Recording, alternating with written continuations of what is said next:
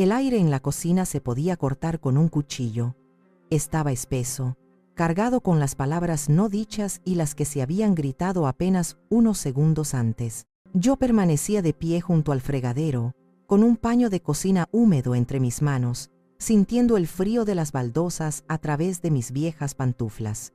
Mi hija, Isabela, estaba plantada en medio de la estancia, con la espátula de la cena aún en la mano, apuntándome con ella como si fuera un arma, como si fuera la extensión de su furia. Sus ojos, esos mismos ojos que yo había limpiado de lágrimas tantas veces, ahora me lanzaban dagas. Pues entonces, no esperes quedarte aquí por mucho tiempo. La frase no fue un grito, fue peor, fue una sentencia, pronunciada con una frialdad que me heló el alma. El eco del portazo que acababa de dar mi nieto Mateo todavía resonaba en mis oídos. Había salido de allí como una exhalación, dejando tras de sí un rastro de ira juvenil y de derechos que creía tener. No respondí. A mis 76 años, había aprendido que hay silencios que pesan más que cualquier argumento. ¿Qué podía decir? Que mi negativa a hacer su aval para un préstamo de $20,000 no nacía del rencor, sino de la prudencia. Que firmar aquel papel era como empujar a mi propio nieto a un precipicio financiero del que quizás no podría salir. Que mi firma, lo único que realmente me quedaba, no era una simple rúbrica, sino el último vestigio de mi independencia. Isabela interpretó mi silencio como terquedad. Vi cómo su mandíbula se tensaba. No puedo creerlo, mamá. Es tu único nieto. Solo te pide una firma para poder comprarse un coche y así ir a trabajar. ¿Tanto te cuesta ayudar a tu propia familia? La palabra ayudar se sintió como una bofetada. ¿Acaso no llevaba toda una vida haciéndolo? Miré mis manos, arrugadas y manchadas por la edad y el trabajo. Manos que habían amasado pan para vender, cosido ropa para ahorrar, cuidado fiebres, limpiado heridas. Manos que lo habían dado todo, pero no dije nada de eso. Simplemente doblé el paño de cocina con una lentitud metódica y lo dejé sobre la encimera. No era rabia lo que sentía en ese momento, no exactamente.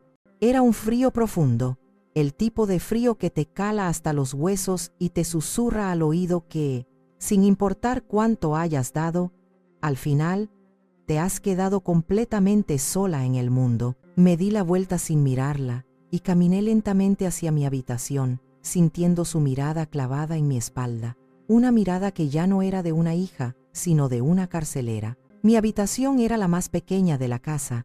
Antes de mi llegada, un año atrás, tras la operación de cadera que me robó la agilidad, este cuarto había sido el despacho de mi yerno, Ricardo. Aún quedaban las marcas de la estantería en la pared y un leve olor a papel viejo y a planes olvidados. Ahora era mi refugio, mi celda, mi recordatorio constante de que vivía de prestado. En la mesita de noche tenía una foto de mi difunto esposo, Enrique, con su sonrisa amplia y sus ojos llenos de vida. A veces, por las noches, hablaba con él en susurros, contándole cómo se sentía ser una invitada permanente en el que alguna vez fue mi mundo. Me senté en el borde de la cama, que crujió bajo mi peso. La discusión de la cocina seguía repitiéndose en mi cabeza. Todo había comenzado hacía una semana, con una alegría impostada por parte de Mateo. Había entrado en casa agitando las llaves de un coche que había visto en un concesionario. Un modelo deportivo, rojo y brillante, absolutamente innecesario y absurdamente caro para un chico de 20 años, con un trabajo de media jornada en una tienda de electrónica. Abuela, es perfecto. Con este coche podré llegar más rápido al trabajo, incluso hacer entregas extra, me había dicho, con ese entusiasmo que solo la juventud ignora que se apaga con la primera factura. Isabela, mi hija, le secundaba desde el sofá con una mirada de adoración que me resultaba dolorosa. Siempre había sido así. Para ella, Mateo no tenía defectos. Sus caprichos eran necesidades y sus errores, simples tropiezos en el camino de un genio incomprendido. El problema, por supuesto, era el dinero, o, más bien, la falta de él. Mateo no calificaba para el préstamo. El banco, con la fría lógica de los números, le había denegado la solicitud, pero le ofrecieron una salida, un aval, un consignatario. alguien con un historial crediticio limpio y alguna propiedad o ahorro a su nombre.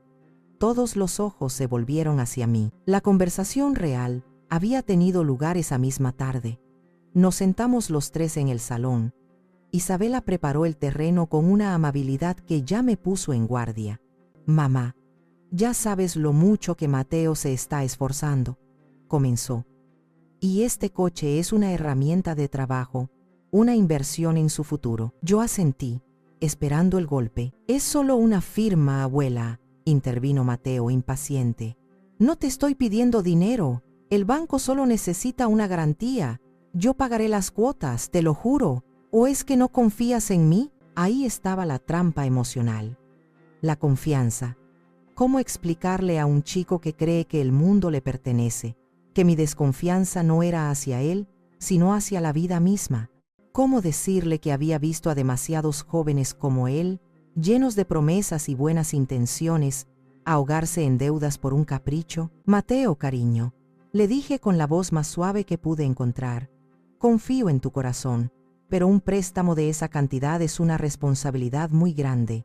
Tu trabajo no es estable. ¿Qué pasaría si te despiden o si te pones enfermo? La deuda recaería sobre mí. Y yo solo tengo mi pequeña pensión para vivir». «Pero eso no va a pasar», exclamó él ofendido. «Mamá, por favor», dijo Isabela, su tono volviéndose más duro. «Siempre eres tan negativa. En lugar de apoyar sus sueños, le pones obstáculos. Ricardo y yo no podemos ser sus avales. Nuestro crédito está al límite con la hipoteca. Eres la única que puede hacerlo, la única». Me sentí como la última barca de salvamento en un naufragio que ellos mismos habían provocado. Recordé las palabras de mi Enrique. Él era un hombre sencillo, un carpintero que medía el valor de las cosas por el esfuerzo que costaban. Siempre me decía: «Soledad, el dinero que no se gana con sudor se va como el agua entre los dedos. No le enseñes a nuestros hijos a abrir la mano para recibir, sino a cerrarla para trabajar». Y yo, por proteger a mi nieto de una lección que necesitaba aprender por sí mismo, tenía que decir que no. «Lo siento», dije, mi voz apenas un susurro pero firme como una roca. «No puedo hacerlo. No voy a firmar». La cara de Mateo se descompuso. La de Isabela se transformó en una máscara de hielo. Y fue entonces cuando la bomba explotó, la misma que me había llevado a este cuarto, a esta soledad, a esta certeza de que la batalla no había hecho más que empezar. Era una batalla por mi firma, sí, pero en el fondo, era una batalla por mi alma. El olor a cebolla friéndose en la cocina se colaba por debajo de mi puerta, un aroma familiar que, sin embargo, esa noche me transportó a un lugar muy lejano en el tiempo. Me llevó a otro aroma, uno mucho más dulce, el de la canela y la vainilla, el del pan caliente y el chocolate fundido. Me llevó a mi pastelería, Dulces de Soledad. Cerré los ojos y por un instante ya no estaba en esta habitación prestada. Estaba de nuevo detrás de aquel mostrador de madera pulida, con mi delantal blanco manchado de harina, sonriendo a los vecinos que entraban a por el pan del día o a por una de mis famosas tartas de 3 leches. Enrique había construido ese mostrador con sus propias manos. Cada veta de la madera me contaba una historia. La pastelería no era solo un negocio, era el corazón de nuestra vida, el sueño que habíamos levantado juntos desde los cimientos. El recuerdo que asaltó mi mente fue agridulce.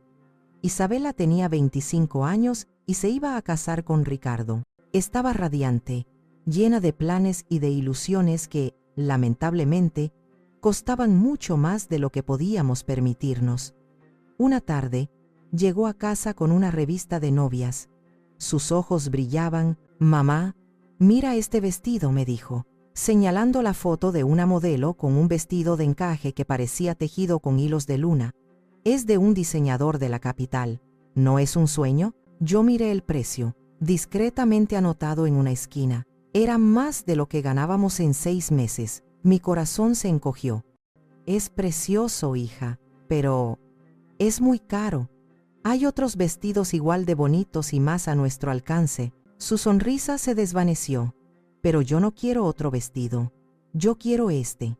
Es el día más importante de mi vida. ¿Acaso no merezco sentirme como una princesa por un día?». Esa fue la primera vez que usó esa arma contra mí, el chantaje emocional de los sueños incumplidos. Durante las siguientes semanas, la conversación giró en torno a la boda de sus sueños. No era solo el vestido, era el salón de fiestas de un hotel de lujo, el catering con canapés de nombres impronunciables, la orquesta en vivo. Enrique y yo nos sentamos una noche en la pequeña cocina de nuestra casa, detrás de la pastelería, con la libreta de cuentas abierta sobre la mesa. Los números no mentían, era imposible. Hablaremos con ella, dijo Enrique, con su voz calmada de siempre. Entenderá que no podemos hipotecar nuestro futuro por una fiesta de una noche. Pero Isabela no lo entendió. Lloró, se enfadó, nos acusó de no quererla, de no importarnos su felicidad. Mis suegros van a pensar que somos unos muertos de hambre. Me vais a humillar delante de todos, gritó en medio de una discusión. Esa noche no pude dormir. Daba vueltas en la cama, escuchando la respiración acompasada de Enrique a mi lado. Me levanté y fui a la pastelería. La luna entraba por el escaparate, bañando los hornos y las mesas de trabajo en una luz plateada. Aquel lugar era mi orgullo. Había aprendido el oficio de mi madre, y ella de la suya. Era un legado. Pero, ¿qué es un legado de harina y azúcar comparado con la felicidad de una hija? ¿O eso era lo que me había hecho creer a mí misma? A la mañana siguiente, cuando Enrique se despertó, yo ya estaba sentada en la cocina con una taza de café y una decisión tomada. Voy a vender la pastelería, le dije. Él me miró, y supe que le había roto el corazón. Soledad, no, es tu vida, es nuestra vida. Nuestra vida es Isabela, respondí, aunque una parte de mí sabía que estaba diciendo una mentira piadosa. El dinero es para eso, ¿no?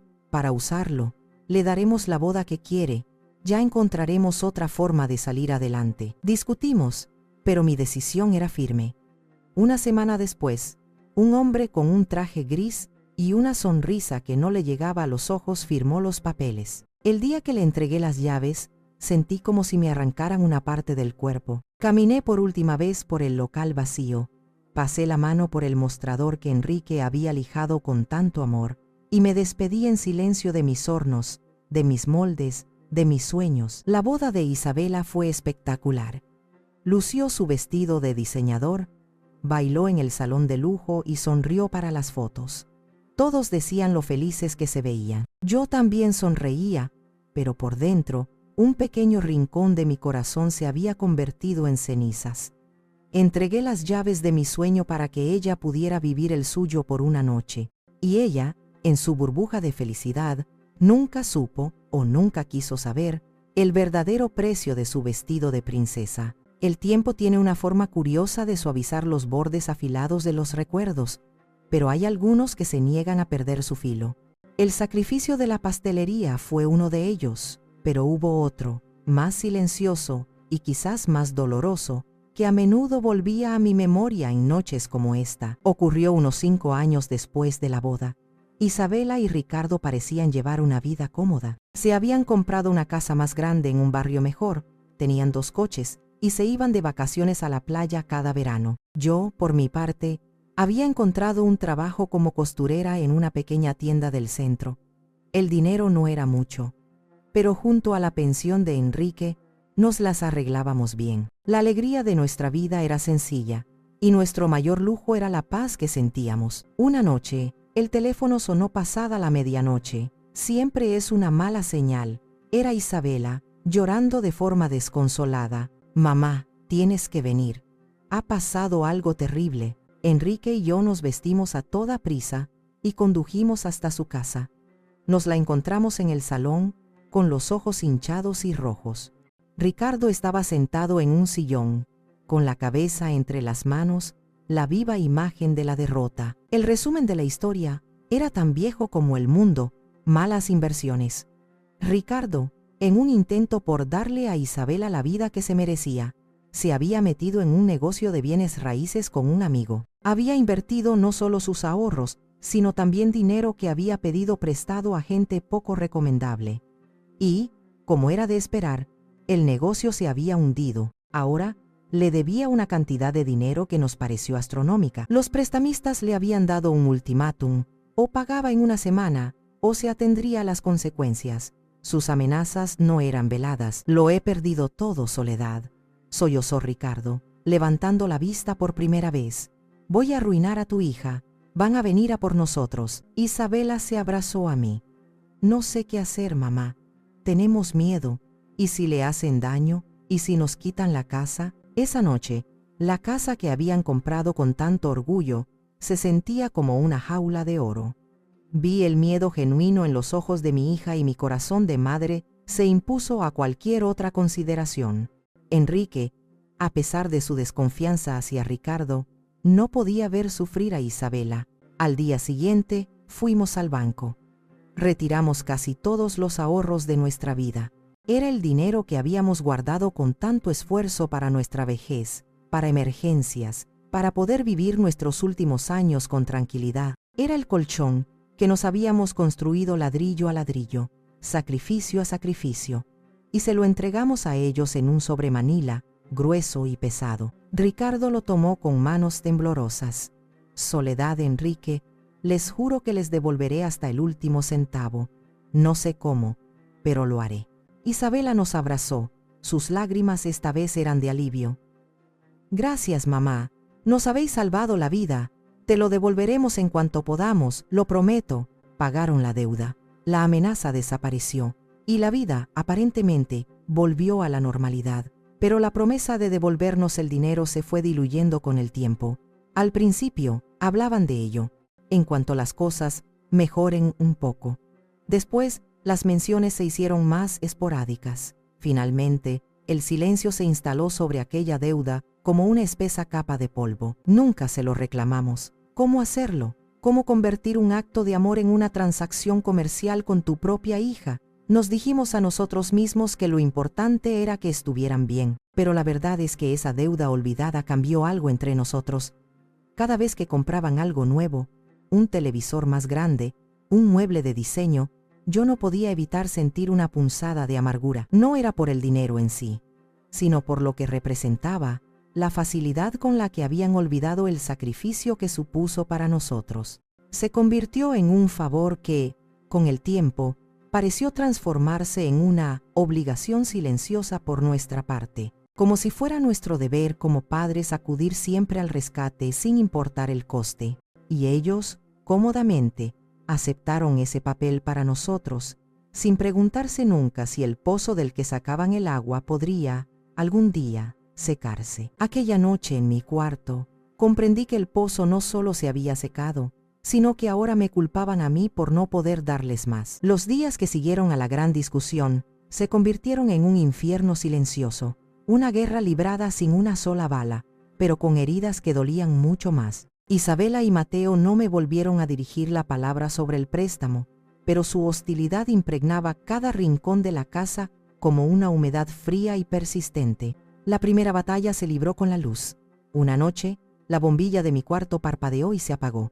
Al principio, no le di importancia. Se habrá fundido, pensé. A la mañana siguiente, se lo comenté a Isabela mientras desayunaba. Ah, sí, habrá que cambiarla, dijo sin levantar la vista de su teléfono móvil. Pasó el día, y la noche, y otra noche más. La bombilla seguía sin cambiarse. Yo no alcanzaba a subirme a una silla para hacerlo. Mi cadera no me lo permitía. Vivía en una penumbra constante, leyendo con la pequeña luz de mi mesilla de noche hasta que mis ojos se cansaban. Cuando volví a mencionárselo a Isabela, su respuesta fue cortante. «Mamá, no he tenido tiempo. ¿Por qué no se lo pides a Mateo?» Por supuesto, Mateo nunca estaba disponible. O estaba estudiando, o había salido con sus amigos. La bombilla fundida se convirtió en un símbolo de mi invisibilidad. Luego vino el agua caliente. Más de una vez, a mitad de mi ducha, el agua se volvía helada de repente. Salía del baño temblando, envuelta en la toalla, para escuchar a Ricardo gritar desde el salón. «Isabela, hay que arreglar el calentador, gasta muchísimo». Sabía que el calentador no tenía ningún problema. Era su forma de decirme que mi presencia generaba gastos. La comida se convirtió en otro campo de batalla. Yo siempre había tenido el estómago delicado y había ciertos platos picantes o muy grasos que no me sentaban bien. De repente, esos platos empezaron a aparecer en la mesa con una frecuencia alarmante. Isabela cocinaba chiles rellenos, mole con extra de picante, carnitas grasientas. Es lo que a Mateo y a Ricardo les gusta, decía con una falsa inocencia, cuando yo apenas probaba bocado y me retiraba a mi cuarto con un trozo de pan. Mi taza de desayuno favorita, una taza de cerámica azul que Enrique me había regalado hacía más de 40 años, apareció un día rota en el fregadero. «Uy, se me ha resbalado. ¡Qué torpe soy!», dijo Isabela sin una pizca de arrepentimiento en su voz. Yo recogí los trozos con el corazón encogido. No era una taza, eran mis recuerdos hechos añicos. Pero el golpe más bajo, el que me hizo comprender la verdadera dimensión de su crueldad, lo escuché una tarde por casualidad. Pasaba por el pasillo y oí a Isabela hablando por teléfono en voz baja en el salón. Me detuve, sin querer, al oír mi nombre. Hablaba con una de sus amigas. «Sí, aquí está mamá», decía con un tono meloso que me revolvió el estómago. «Ay, es una santa, nos ayuda muchísimo con la casa, es una bendición tenerla. Sin ella no sé qué haríamos». Me quedé paralizada. La hipocresía me dejó sin aire. Para el mundo exterior, yo era la madre abnegada, la abuela maravillosa. Para sus amigas, ella era la hija sacrificada que cuidaba de su anciana madre. Era todo una fachada, una mentira cuidadosamente construida para mantener las apariencias. En la intimidad de esas 4 paredes, yo no era una bendición, era un estorbo, una carga, un mueble viejo que ya no sabían dónde meter. Aquella noche no pude dormir. Me di cuenta de que no estaban intentando echarme de casa con gritos y portazos. Era más sutil, más perverso. Estaban intentando que me fuera yo. Estaban haciendo mi vida tan miserable, tan insoportable, que la única salida que me quedara fuera la de rendirme, la de desaparecer por mi propio pie. Estaban erosionando mi espíritu, día a día, con la esperanza de que, al final, no quedara nada de mí que pudiera seguir luchando. Me sentía como si me estuviera ahogando lentamente, y lo peor es que nadie parecía darse cuenta. Los días se hacían largos y las noches eternas. La soledad en una casa llena de gente es la más cruel de todas las soledades. Había perdido el apetito y un cansancio profundo que no tenía que ver con mi edad se había apoderado de mí. Una mañana, después de otra noche en vela, decidí que no podía seguir así. Necesitaba hablar con alguien que me viera de verdad, no como una carga o una obligación. Necesitaba la voz de mi amiga Elena. Elena y yo éramos amigas desde que teníamos 15 años. Habíamos compartido secretos, risas, penas y alegrías. Ella también era viuda, pero, a diferencia de mí, vivía sola en su pequeño apartamento y defendía su independencia con uñas y dientes. Era directa, a veces hasta la brusquedad, pero su corazón era noble y su lealtad inquebrantable. Marqué su número con dedos temblorosos. Cuando escuché su voz enérgica al otro lado de la línea, sentí que una pequeña compuerta se abría en mi pecho. «¿Soledad? ¡Qué milagro! ¿Cómo estás, mujer?», y me rompí.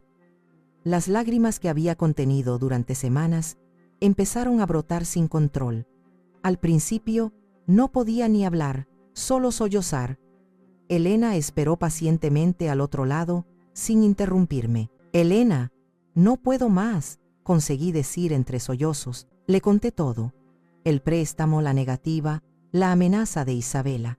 Le describí la guerra silenciosa, la luz fundida, el agua fría, la taza rota. Le conté la conversación telefónica que había escuchado, la hipocresía de mi hija.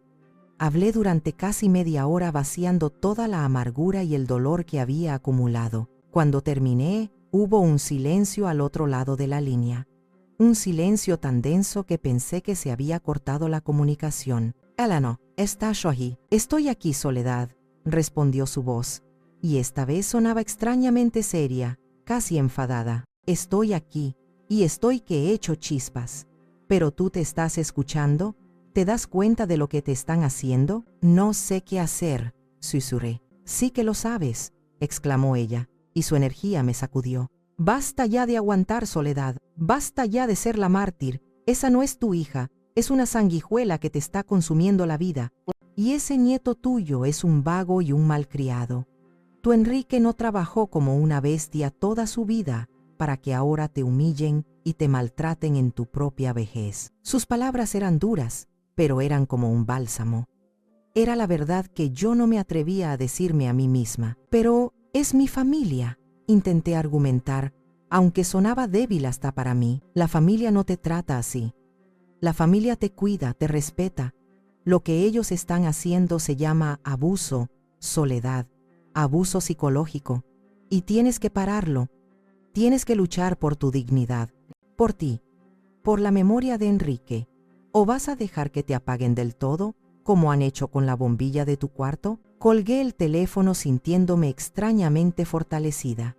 La conversación con Elena había sido como abrir una ventana en una habitación cerrada y viciada. Había entrado aire fresco. Todavía no sabía qué iba a hacer, ni cómo lo haría, pero una pequeña semilla de rebelión había sido plantada en mi corazón. Ya no me sentía solo una víctima. Sentía que quizás todavía me quedaba una última batalla por librar, y por primera vez en mucho tiempo, sentí que no quería perderla. La semilla que Elena había plantado en mi interior tardó unos días en germinar. Seguía atrapada en la rutina de la casa, moviéndome como una sombra, evitando confrontaciones, pero algo había cambiado dentro de mí. Una nueva resolución, frágil pero persistente, comenzaba a tomar forma. Observaba a mi hija y a mi nieto con otros ojos. Ya no veía solo a mi familia, veía a dos extraños que compartían mi sangre pero no mi corazón. La estocada final, la que me empujó a actuar, llegó una noche de martes. Yo estaba en la cocina, preparando una sopa de verduras, lo único que mi estómago parecía tolerar últimamente. Isabela llegó del trabajo más tarde de lo habitual. Traía el rostro contraído y ojeras oscuras bajo los ojos. Entró en la cocina sin saludar, arrojó su bolso sobre una silla y se sirvió un vaso de agua. Bebió de un trago y luego se apoyó en la encimera, mirándome fijamente. «He estado pensando», dijo, y su tono de voz me puso inmediatamente en alerta. Yo seguí cortando las zanahorias, mis nudillos blancos por la fuerza con que apretaba el cuchillo. «He estado pensando en nuestra situación», continuó.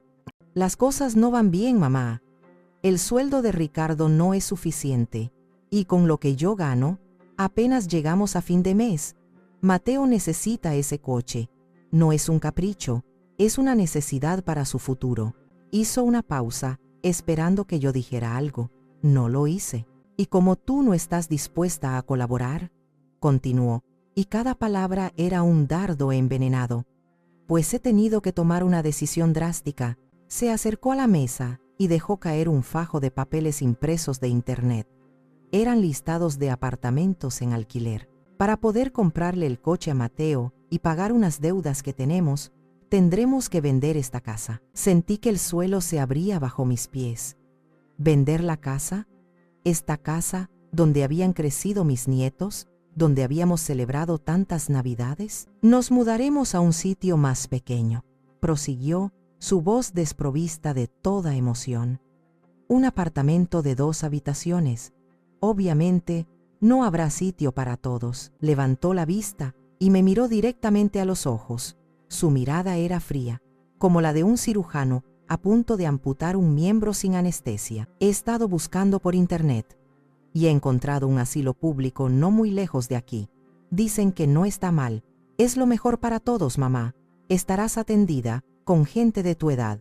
Nosotros podremos rehacer nuestra vida sin tantas cargas». Cargas. Esa era yo. Una carga. El cuchillo resbaló de mis dedos y cayó al suelo con un estruendo metálico que resonó en el silencio de la cocina. No podía respirar. La amenaza ya no era sutil. Ya no se trataba de una bombilla fundida o de agua fría. Era el exilio.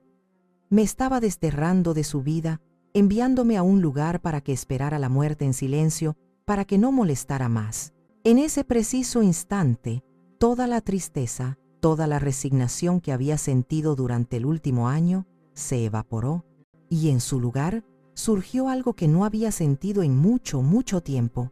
Una furia pura, helada y afilada como el acero. Levanté la vista del suelo y la miré. Y por primera vez, ella apartó la suya.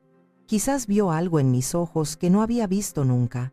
Quizás vio a la mujer que había vendido su sueño por ella, a la esposa que había entregado sus ahorros por ella. Quizás, solo quizás, vio a una mujer que acababa de ser empujada demasiado lejos y que ya no tenía absolutamente nada que perder. La guerra había sido declarada, y yo, Soledad García, viuda de Enrique, no iba a rendirme sin luchar. La amenaza del asilo fue la bofetada que necesitaba para despertar de mi letargo. Ya no había vuelta atrás. Esa noche, mientras la casa dormía, tomé una decisión. No me iría a un asilo. No les daría esa satisfacción. Me iría, sí, pero bajo mis propios términos. Al día siguiente, comencé a hacer lo que me habían pedido. Empecé a empacar, pero no con la desesperación de una desterrada, sino con la metódica calma de un soldado que prepara su arsenal. Isabela y Ricardo parecieron satisfechos al verme doblar mi ropa y guardarla en cajas de cartón. Seguramente pensaron que su cruel estrategia había funcionado, que me había rendido. No podían estar más equivocados. Mientras ordenaba mis pocas pertenencias, mis manos se toparon con el viejo baúl de madera que había pertenecido a Enrique. Estaba al fondo del armario, cubierto de polvo. Hacía años que no lo abría, desde su muerte. Me dolía demasiado, pero esa tarde sentí un impulso irrefrenable de buscar consuelo en él, de conectar una última vez con el hombre que había sido mi roca. La tapa de madera crujió al abrirse, liberando un olor a cedro y a tiempo detenido. Dentro, todo estaba como él lo había dejado. Sus herramientas de carpintería en miniatura, su colección de sellos, los álbumes de fotos que habíamos llenado juntos. Pasé las páginas, viendo nuestras vidas desfilar ante mis ojos. Nuestra boda, el nacimiento de Isabela, las primeras navidades con Mateo. Las lágrimas nublaron mi vista. ¿Cómo habíamos llegado a esto? ¿En qué momento se había torcido todo tanto? Busqué consuelo, pero encontré dolor. Estaba a punto de cerrar el baúl para siempre, cuando algo llamó mi atención. Debajo de los álbumes, en un doble fondo que no sabía que existía, había una carpeta de cuero oscuro. Era gruesa y parecía importante. Mi corazón empezó a latir con una extraña premonición. Nunca había visto esa carpeta. Enrique nunca me la había mencionado. Con manos temblorosas, la saqué del baúl. No tenía ninguna etiqueta, ninguna inscripción. La abrí. Dentro había un fajo de documentos legales, contratos y escrituras. Y encima de todo, un sobre con mi nombre, para mi Soledad, escrito con la caligrafía elegante y firme de mi esposo. Abrí el sobre primero. La carta estaba fechada un año antes de su muerte. Mi querida Soledad, comenzaba, si estás leyendo esto, es porque yo ya no estoy a tu lado para protegerte, y probablemente estés pasando por un momento difícil. Te conozco mejor que nadie, y sé que tu corazón es demasiado grande. Sé que te sacrificarías 1000 veces por la felicidad de nuestra hija, y precisamente por eso he hecho algo para protegerte de tu propio buen corazón y de la naturaleza impulsiva de Isabela. Mi respiración se entrecortó. Seguí leyendo. Hace unos años, cuando Ricardo tuvo aquellos problemas con las deudas, me di cuenta de algo. Me di cuenta de que nuestra hija, a pesar de querernos, siempre pondría sus necesidades y las de su familia por delante de las tuyas. Por eso, en secreto, tomé una decisión. Con el dinero que nos quedaba y una pequeña herencia de mis padres, compré la casa en la que viven. La casa de la calle Robles, número 14. Tuve que leer la frase 3 veces. No podía ser. La compré a través de un fideicomiso, del cual tú eres la única y absoluta beneficiaria. Isabela y Ricardo no lo saben. Creen que viven de alquiler y cada mes depositan un pago simbólico en una cuenta que, en realidad, también está a tu nombre. Lo hice así para que tuvieran responsabilidades, pero sobre todo, para asegurarme de que tú, mi amor, siempre tuvieras un techo sobre tu cabeza. Un techo que nadie, ni siquiera nuestra propia hija, pudiera quitarte jamás.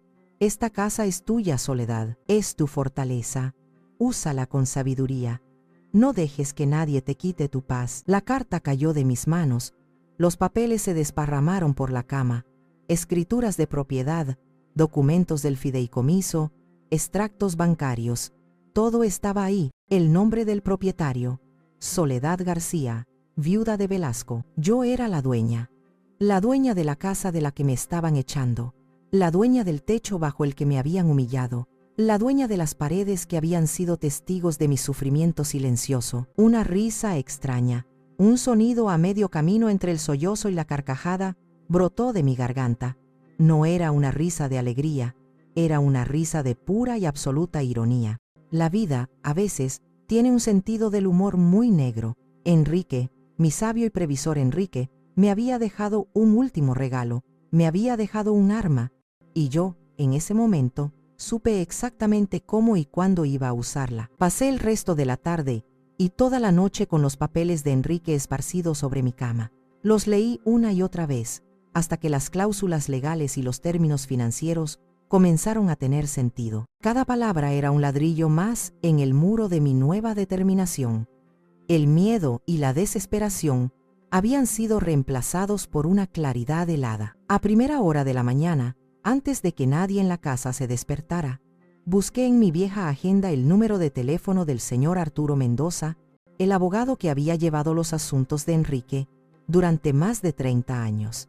Era un hombre mayor, de la vieja escuela, cuya lealtad a mi esposo era legendaria. Marqué el número con el corazón en un puño. ¿Y si me equivocaba? ¿Y si los papeles eran solo un borrador, un sueño que Enrique nunca llegó a cumplir? Despacho de abogados Mendoza. Buenos días, respondió una voz joven. Buenos días. Quisiera hablar con el licenciado Arturo Mendoza, por favor. Soy Soledad García, la viuda de Enrique Velasco. Hubo una pausa, y luego la voz cálida y grave de Arturo sonó al otro lado de la línea. Soledad, qué alegría escucharla. Ha pasado mucho tiempo. ¿En qué puedo servirle? Tomé una respiración profunda. Arturo, necesito hacerle una pregunta muy importante. Anoche encontré unos papeles de Enrique, unos documentos sobre la casa de la calle Robles, la casa donde vive mi hija. Ah, sí, dijo él, y su tono no denotaba sorpresa alguna. La fortaleza. Así la llamaba Enrique, la fortaleza. Mi corazón dio un vuelco. Era real. Arturo, necesito que me confirme algo. Según estos papeles, yo soy la dueña de esa casa. No solo la dueña, Soledad, respondió Arturo con una calma que me tranquilizó al instante. Usted es la propietaria legal y única. Su esposo era un hombre muy previsor.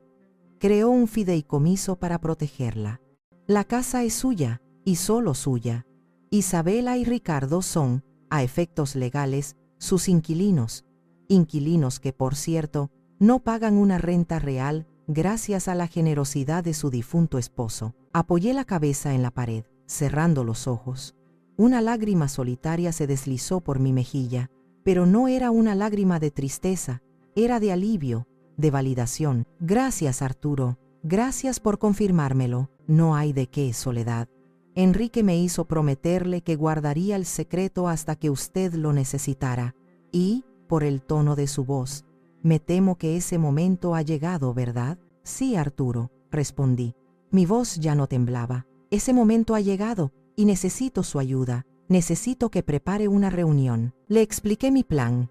Arturo escuchó en silencio, y cuando terminé, solo dijo una cosa. Será un honor, Soledad.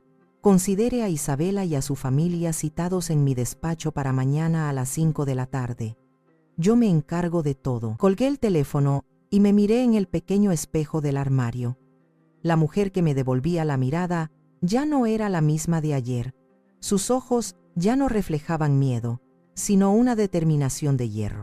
La anciana frágil y asustada había desaparecido. En su lugar había una propietaria, una matriarca, una mujer que estaba a punto de reclamar lo que era suyo. Y no solo se trataba de una casa, se trataba de su dignidad. Esa mañana salí de mi cuarto y me dirigí a la cocina con un propósito que no había sentido en años. Isabela estaba allí, de espaldas a mí, preparándose un café. No se giró cuando entré. La tensión entre nosotras era tan densa que se podía sentir en el aire. «Buenos días, hija», dije, y mi voz sonó tan calmada y amable que hasta yo misma me sorprendí. Ella se giró, extrañada por mi tono. Me escudriñó con la mirada, buscando alguna señal de la mujer derrotada de los últimos días. No la encontró. Me serví una taza de té y me senté a la mesa, frente a ella.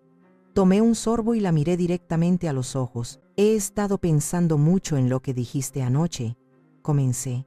«Sobre la casa, sobre el asilo». Vi un brillo de triunfo en sus ojos.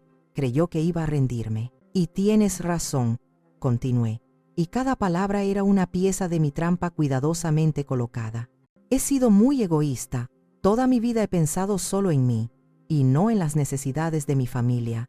Ustedes me han dado un techo, comida, y yo les he pagado con quejas y negativas». Isabela estaba atónita.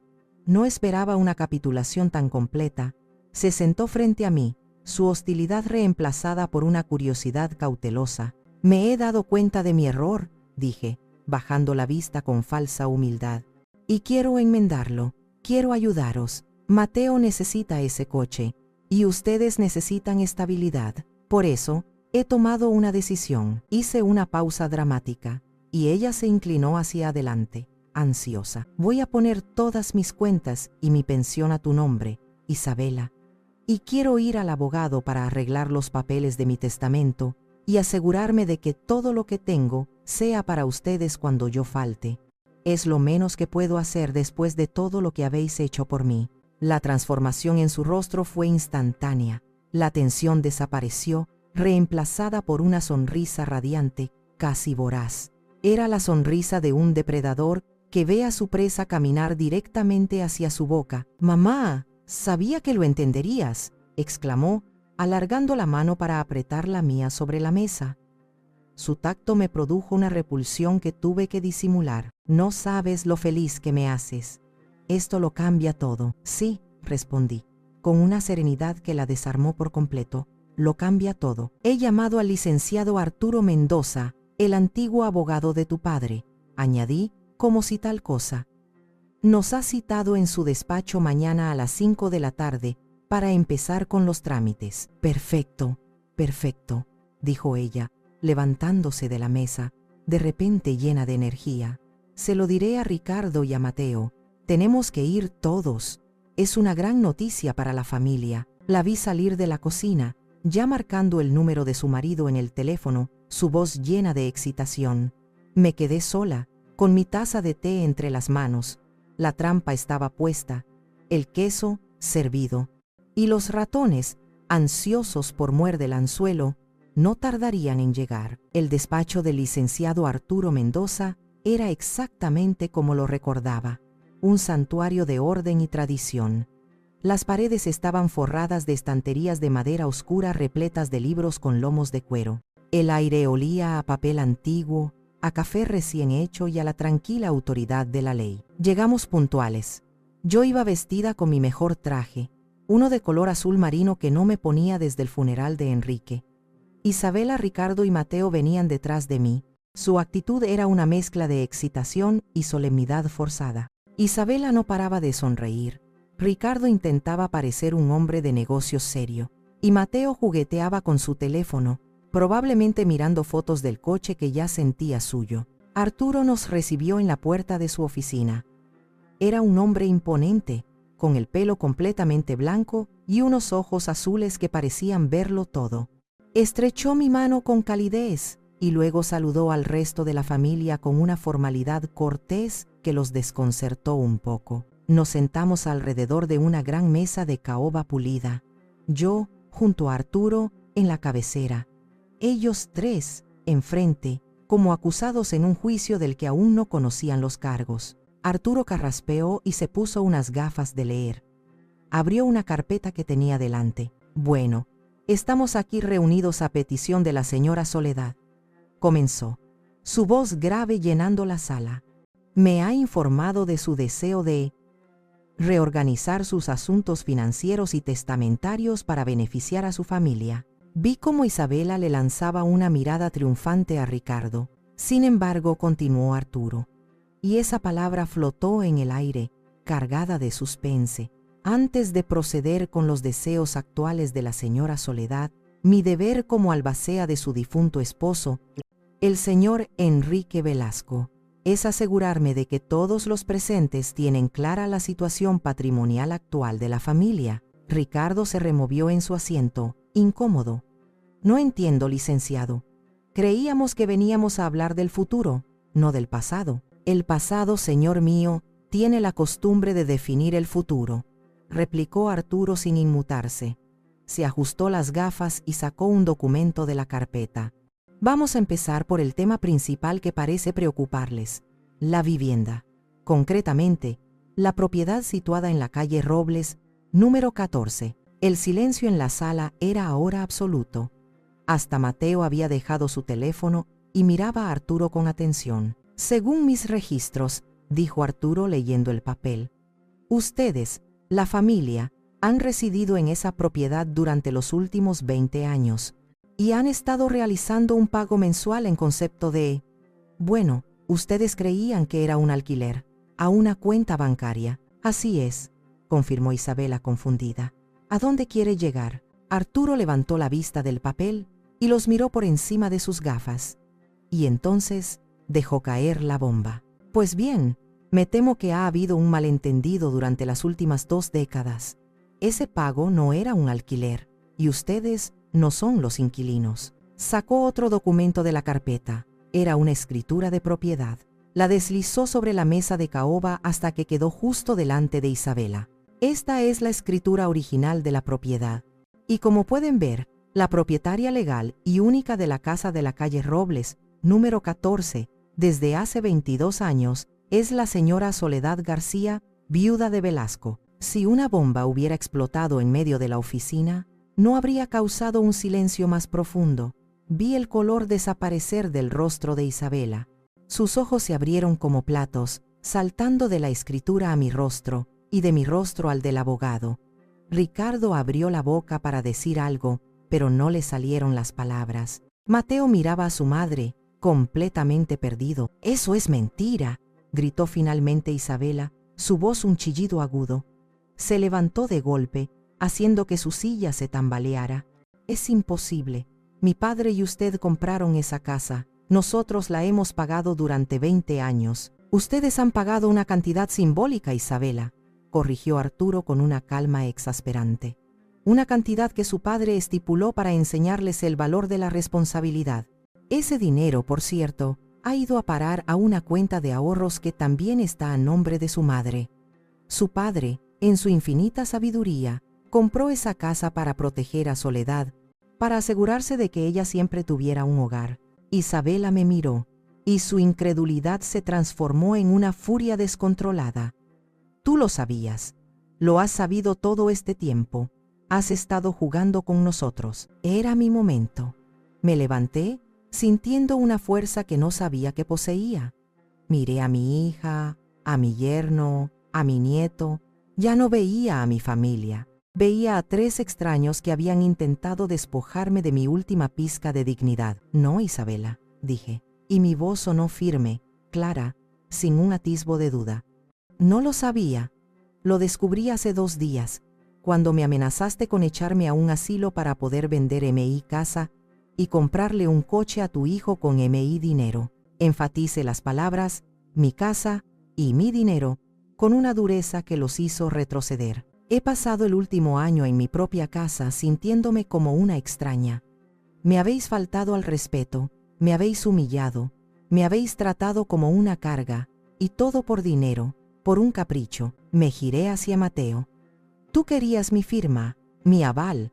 Pues bien, aquí tienes mi decisión final». Volví a mirar a Isabela, cuyos ojos estaban llenos de lágrimas, pero no de arrepentimiento, sino de rabia. «La respuesta a tu petición, hija, sigue siendo no. No voy a avalar a nadie. No voy a daros ni un centavo más. Y en cuanto a mi casa», hice una pausa, saboreando el poder que sentía por primera vez en mi vida. «Tenéis 30 días para desalojar la propiedad. Buscad otro lugar donde vivir. Mi abogado se pondrá en contacto con ustedes para formalizar el aviso. La reunión ha terminado». Me di la vuelta y sin mirar atrás, caminé hacia la puerta. Arturo me la abrió con una leve inclinación de cabeza. Al salir, escuché el sonido de un sollozo ahogado. Era Isabela. Pero por primera vez, sus lágrimas no me conmovieron. Eran las lágrimas de una tirana que acababa de ser destronada, y yo, por fin, era libre. Los 30 días que siguieron a la reunión en el despacho de Arturo fueron una extraña mezcla de silencio y actividad frenética. Yo me quedé en la casa, en mi cuarto, como una reina observando desde su torre cómo su antiguo reino era desmantelado. Isabela y Ricardo apenas salían de su habitación. Los escuchaba discutir en susurros por las noches. Durante el día, el sonido de cajas arrastrándose y de cinta de embalar llenaba la casa. No cruzamos palabra. Cuando nos encontrábamos en el pasillo, bajaban la vista. Su arrogancia se había desmoronado, dejando al descubierto a dos personas asustadas y resentidas. Yo no sentía compasión. Sentía una especie de justicia poética. Habían querido echarme a mí, y ahora eran ellos los que tenían que buscar un nuevo hogar. Una semana antes de que se cumpliera el plazo, Mateo llamó a mi puerta. Era la primera vez que alguno de los tres se dirigía a mí directamente. «Abuela, ¿puedo pasar?», preguntó. Su voz sonaba diferente, más apagada. Asentí. Entró y se quedó de pie junto a la puerta, sin atreverse a mirarme a los ojos. Quería pedirte perdón», dijo en un murmullo. «Fui un imbécil, un egoísta, y te traté muy mal». Levantó la vista, y vi en sus ojos una vergüenza genuina. «Tienes razón. No estoy preparado para tener un coche, ni para un préstamo. No estoy preparado para nada. He estado viviendo en una burbuja que mis padres crearon para mí, y tú la has pinchado. Y aunque duele, creo que te lo agradezco». Me quedé mirándolo. Era la primera vez que veía a un hombre en lugar de a un niño malcriado. «He encontrado un trabajo», continuó, «de verdad, en un taller mecánico. Empiezo el lunes. Voy a alquilar una habitación con un amigo y a empezar de cero». Se acercó y, para mi sorpresa, me abrazó. «Lo siento de verdad, abuela». Acepté su disculpa y su abrazo. Quizás, para él, aún había esperanza. Isabela, sin embargo, no me dijo nada hasta el último día. Mientras el camión de la mudanza cargaba sus cosas, me entregó una nota arrugada. La leí después de que se fueran. «Mamá, siento cómo terminaron las cosas», decía. No era una disculpa por cómo me había tratado. Era una disculpa por haber sido descubierta. Arrugué el papel y lo tiré a la basura. Algunas personas nunca cambian. Cuando el camión se fue y la casa se quedó en silencio, un silencio que ya no era tenso, sino pacífico, caminé por las habitaciones vacías. Me sentí como una exploradora en mi propia tierra. Todo parecía nuevo, diferente. Era mi casa, y por fin, después de tantos años, iba a empezar a vivir en ella. Los meses que siguieron fueron un renacimiento. Pinté las paredes de colores cálidos, compré muebles nuevos que yo misma elegí, y convertí la antigua oficina de Ricardo en un pequeño taller de costura, con mi vieja máquina de coser presidiendo la estancia. La casa, que durante tanto tiempo se había sentido como una prisión, se transformó en mi santuario. Elena, mi fiel amiga, venía a visitarme a menudo. Llenábamos la casa de risas, de conversaciones y del aroma a café y a los pasteles que yo había vuelto a hornear. Volví a sentir la harina entre mis dedos y con ella recuperé una parte de mí que creía perdida para siempre. La pastelería Dulces de Soledad había reabierto sus puertas, aunque fuera solo para dos. Mateo cumplió su palabra. Me llamaba cada semana para contarme cómo le iba en el trabajo. A veces venía a comer los domingos. Nuestra relación era diferente, más honesta, construida sobre el respeto mutuo que nace de las lecciones duras. De Isabela supe poco. Se habían mudado a un apartamento más pequeño al otro lado de la ciudad. Nunca llamó. Un día, Mateo me contó que se había separado de Ricardo. Al parecer, sin el colchón financiero que yo representaba, su matrimonio no había podido soportar la presión. No sentí alegría, pero tampoco tristeza. Simplemente, sentí que la vida seguía su curso, poniendo a cada uno en su lugar. Una tarde, estaba sentada en el porche, cuidando de las macetas de geranios que había plantado.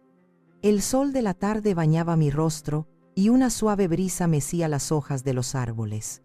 Mateo llegó de visita, no para pedir nada, solo para conversar. Le ofrecí un trozo de tarta de manzana recién hecha. Mientras comíamos en silencio, observando el atardecer, reflexioné sobre todo lo que había pasado.